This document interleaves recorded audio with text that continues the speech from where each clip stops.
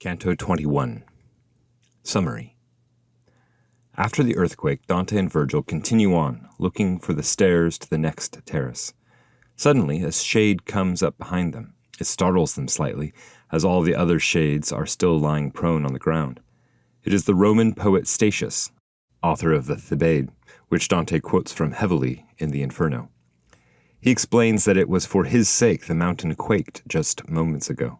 Whenever a soul finishes his or her allotted time in purgatory, or is ready to advance to the next terrace, the mountain shakes with joy and all its inhabitants rejoice in that soul's ability to ascend, either to the next terrace or to heaven. As he tells his own story, identifying himself to the travelers without yet knowing who they are, he mentions that he would gladly have stayed another year in purgatory if it meant he could have met Virgil in life. Dante smiles, but quickly hides his emotion upon receiving a stern look from his guide. But it is too late. Statius notices the nonverbal communication and asks why Dante hid his smile so quickly. Virgil then gives him permission to reveal who he is. Upon learning his hero is standing before him, Statius kneels to embrace Virgil's feet in honor and affection. Virgil, however, tells him to rise, for they are both shades, death being the great equalizer. The canto ends with Statius expressing his great love for his fellow poet. Canto 21. The Avaricious. The natural thirst, never satisfied, if not by the water the grace of which the Samaritan woman requested, was pricking me, and haste was biting me along the blocked way behind my leader, and I was grieving the just discipline. And behold, just as Luke writes down for us that Christ showed himself to two on the way, risen already from out of the grave, a shade appeared to us, coming behind, while we, aware of the crowd at our feet, did not notice him till after he spoke, saying, "O my brothers, may God give you peace." We swiveled around quickly, and Virgil returned him the appropriate gesture. Then he began, "May the genuine court, which binds me in my eternal exile, in peace, place you within that blessed council." "How?" he said, while we were going in haste. "If you be shades God disallows above, who has so far guided you up his stairs?" And my teacher, "If you notice the signs that this one bears, which the angel outlined, you will well see he must reign with the good. But because she that spins both day and night had not yet drawn off all the thread for him that Clotho demands and compiles for each, his soul, which is both your sister and mine, coming up could not have come by itself, for it does not see after our manner. Wherefore I was drawn out of the wide throat of hell to guide him, and guide him I will, beyond, as far as my school can lead him. But tell me, if you know, why the mountain just now gave such shakings, and why each one, down to the mount's drenched foot, seemed to cry out." Asking this, he so struck the needle's eye of my desire, that even just the hope by itself made my thirst seem less severe. He said, "There is nothing the sacred rule of the mount may feel apart from order, or from outside of the ordinary. This place is free from all alteration. That which heaven itself takes to itself can be the cause here, and nothing other. Therefore neither rain nor hail, neither snow nor dew nor frost falls any more above the little stairway with the 3 brief steps.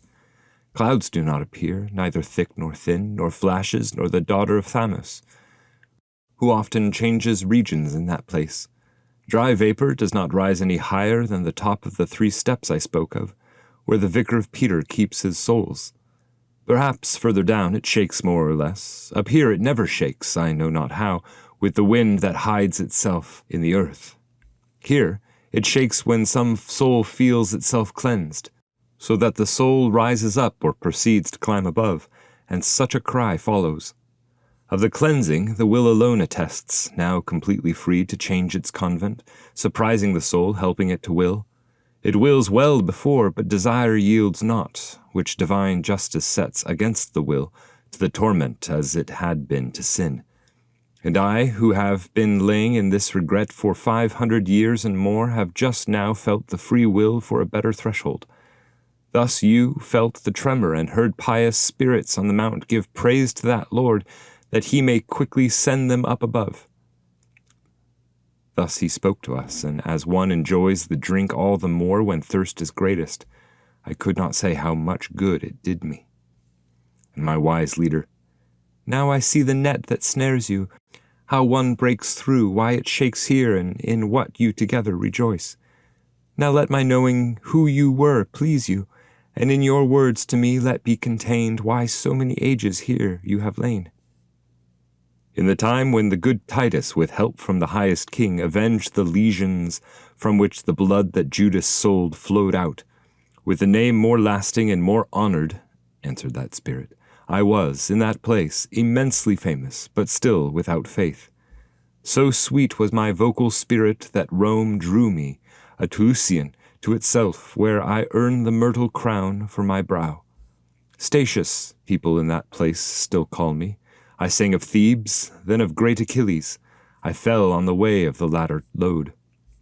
The seeds to my fervent zeal were the sparks which ignited me, of the divine flame by which more than 1,000 are kindled. I mean the Aeneid, which was my mamma and nurse to me while making poetry. Without it I wrote nothing of value. And to have been living there when Virgil lived, I would agree to yet one more son than I owe for my release from the ban. These words turned Virgil to me with a face that, staying silent, said to me, Stay silent. But willpower cannot do everything. For laughter and tears follow so closely the passion from which each one is brought forth, they follow the will less in those more true. I only smiled, just as the man who winks. At that the shade stayed silent and looked me in the eyes where expression is most fixed, and so may much labor conclude in good, he said. Why did your face just this moment demonstrate to me a flash of laughter? Now am I pressed, one side and the other. One makes me stay silent, the other begs that I speak. I sigh, and am understood by my master, and, Do not be afraid, he says to me, to speak, but speak and say what he asks for with so much attention. Wherefore I, Perhaps you yourself marvel, ancient spirit, at the laughter I made, but I want more amazement to seize you. This very one who guides my eyes on high is that Virgil from whom you laid hold of the fortitude to sing of men and gods. If you believed another cause behind my laughter, leave it, it is not true, but believe those words that you have said of him. Already he was bending to embrace the feet of my teacher, but he told him, Brother, don't. You are shade, and shade you see. And he, rising, Now you can comprehend the quantity of love that kindles me toward you when I forget our emptiness, treating our shades as things that are solid.